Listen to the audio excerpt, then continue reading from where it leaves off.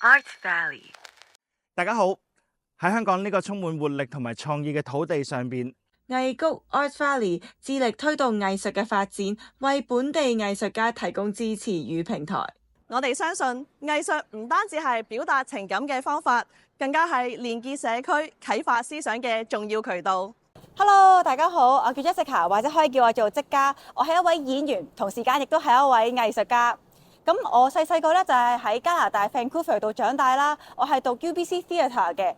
由細個開始咧，我就接觸咗好多唔同嘅藝術嘅方法啦，又或者係畫畫啊，唔同嘅 medium 都有嘅。我最中意嘅 medium 咧，就係當然油畫啦。平時喺屋企啊，去記錄自己嘅日常，去用一啲 sketch 嘅方法。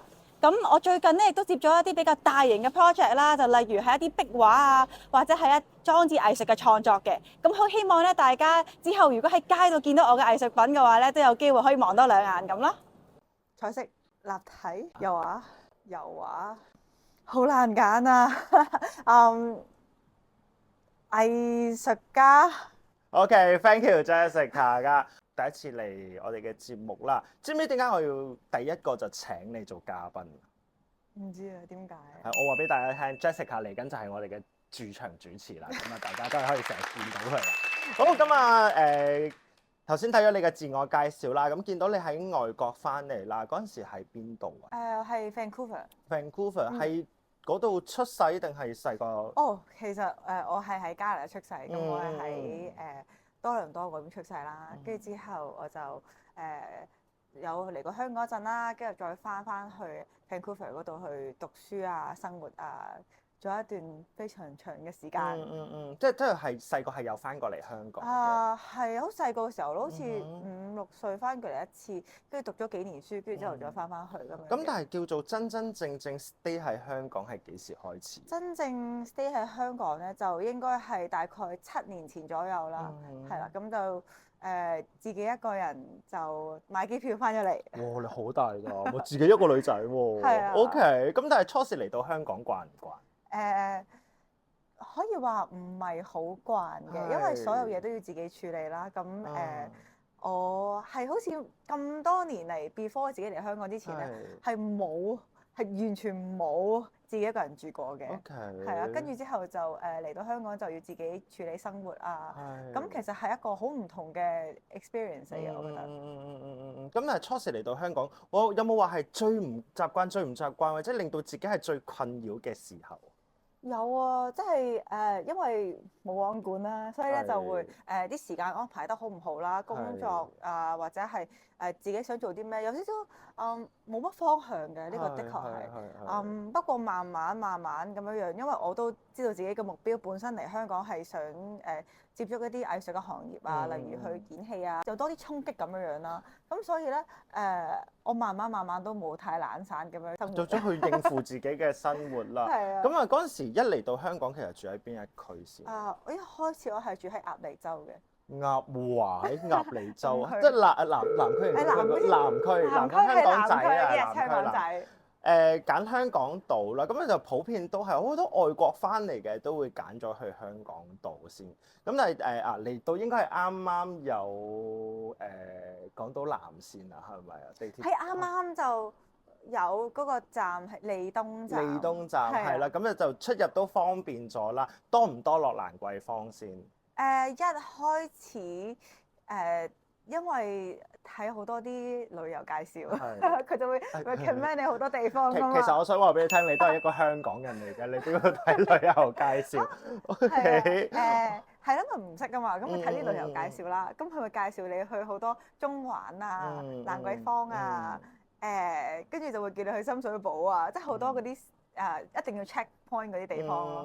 咁我就去睇嘅。咁蘭桂坊我係有去嘅，都冇得講。Always 啊，又唔係嘅。但係咧，我記得我一嚟到香港之後嘅頭嗰1-2年啦，咁我成日都會去一間酒吧。咁因為我同嗰啲人比較熟悉啊，咁就去 mingle 下傾偈咧，咁就坐喺嗰個酒吧，可能嗌1-2杯 cocktail 咁樣，咁就會下咯，就會睇下嗰啲人做乜嘢。咁你知你坐吧台嘅時候，就隔離有人。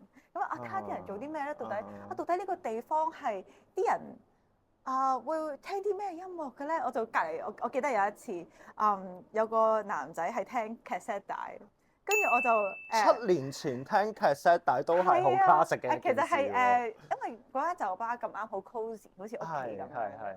跟住我就喺個吧室度，你睇緊乜嘢？聽緊啲乜嘢啊？咁就喺度問下人哋做啲乜嘢啊。跟住我見到啲人又喺度傾偈嘅時候就傾下偈，你哋又係做啲乜嘢㗎？咁佢慢慢咁樣去 warm up to 呢個城市咯。OK，咁可以話俾你聽，你喺蘭桂坊係唔係睇到香港最貼地嘅嘢嘅？都未到係蘭桂坊嘅，純粹係即係唔同嘅可能比較 cosy 啲嘅 bar 啊，或者係即係坐喺唔同嘅地方去睇下咯，好似嚟坐 coffee shop 咁啫，我覺得。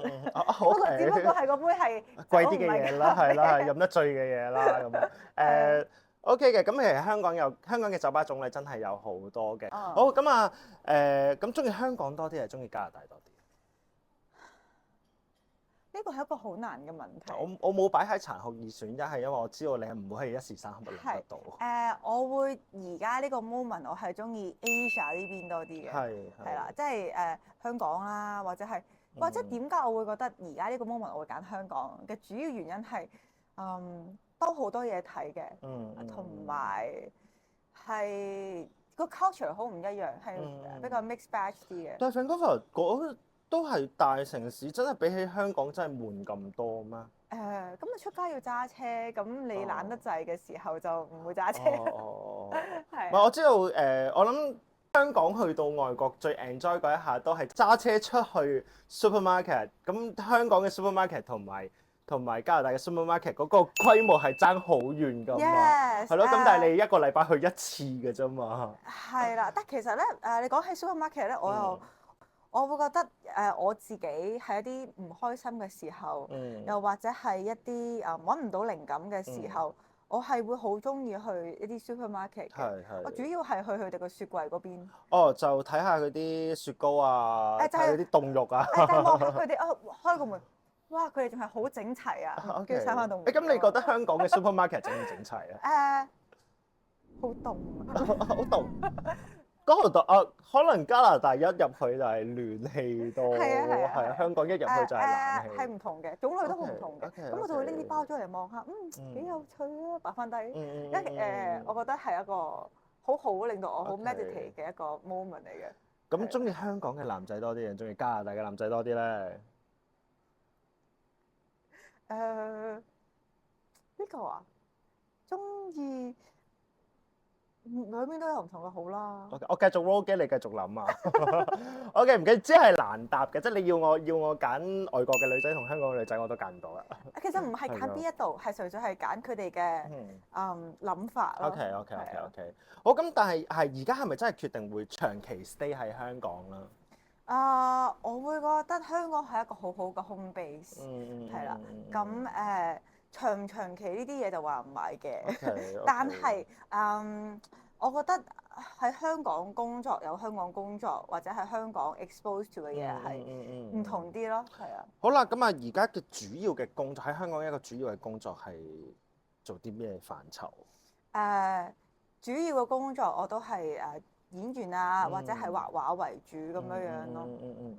畫畫係有教埋畫畫定係？係我係有教我有教人做好多嘢嘅，其實係啦，可以畫畫係其中一樣嘢，而我自己會覺得畫畫同埋教畫係兩樣好唔同嘅嘢嚟嘅。點樣可以令到我畫畫或者係我去做演員呢一方面係好啲㗎咯？係啊。所以而家大部分即係而家主要嘅工作都係即係藝人嗰一方啦，同埋藝術嗰一方啦，咁啊兩個主線啦咁樣。Art Valley。咁除咗畫畫啦，除咗演員啊或者做戲啦，平時有咩興趣？自己中意做啲乜嘢？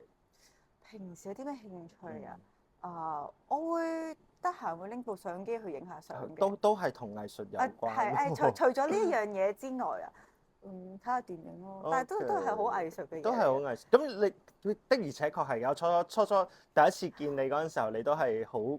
即係都係好文青嗰一種 feel 㗎啦。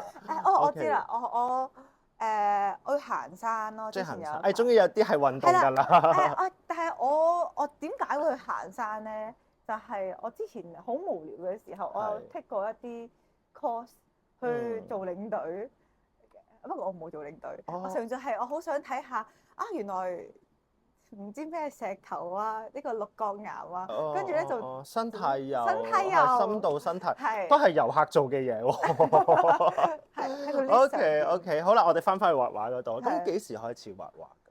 我好細個就開始畫畫，我記得一開始咧自出娘胎就係2歲開始就攞支筆。又未到咁誇張嘅，我媽嗰陣時未俾支筆我嘅。OK。不過就好細個，我記得我媽咪咧一開始咧就係帶我去畫嗰啲山水畫。山水畫。係但係我就冇呢邊嘅。你係山水畫未啟蒙，即係啟蒙嗰一下係山水畫先喎。我覺得可能係我媽咪唔知報啲咩興趣班俾我，跟住之後就覺得女中意畫畫，咁試下呢個啦，咁樣佢就俾咗我畫一個山水畫咁樣啦。咁幾時開始即係畫完山水畫覺得唔 OK 啦？就冇放棄過畫畫定係？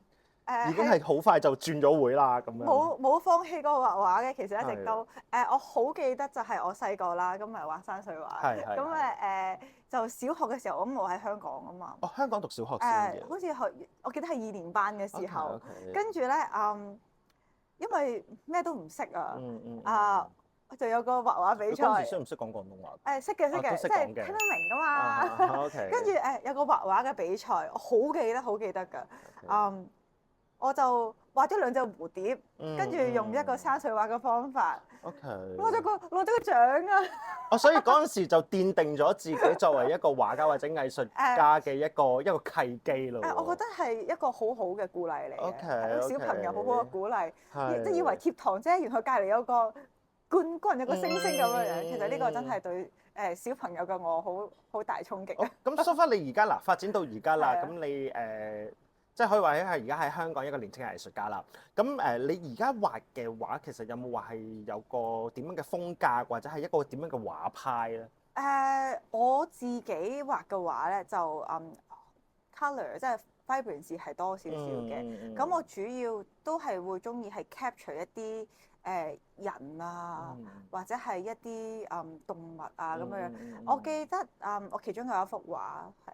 就係喺一個 live drawing session 嗰度去 develop 出嚟嘅，即係一啲人體模特兒咁樣啦，咁佢就會計時間，就係1分鐘啊，或者係5分鐘啊，一啲係啦，速畫咁樣。咁其實嗰啲好 inspiring 嘅，咁就好快咁畫低咗佢嗰個人嘅類似嘅構圖啊，個 gesture 啊，跟住之後咧，我就記得我帶咗嗰幅畫，即係個好快嘅 quick sketch，翻屋企。跟住我就喺啲畫板上面開始畫，咁就畫翻當下嘅感覺啊 feeling 出嚟咁樣。我覺得呢啲都好 inspiring 嘅。我記得其中有一個 session 咧，就係嗰個model 啦，佢係做一個大概 slow motion 1分鐘至到去5分鐘咁樣慢慢轉變嘅，就係一個失重同飛行嘅一個狀態咁樣啦。呢啲完全係衝擊咗我嘅。其實你嗰個畫派或者你嘅畫風都唔係話好，即係唔係話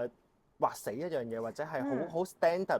不過你問我嘅話，我會覺得我會想試一啲唔同嘅 medium，令到我自己去豐富我畫畫嘅路咯，係啊。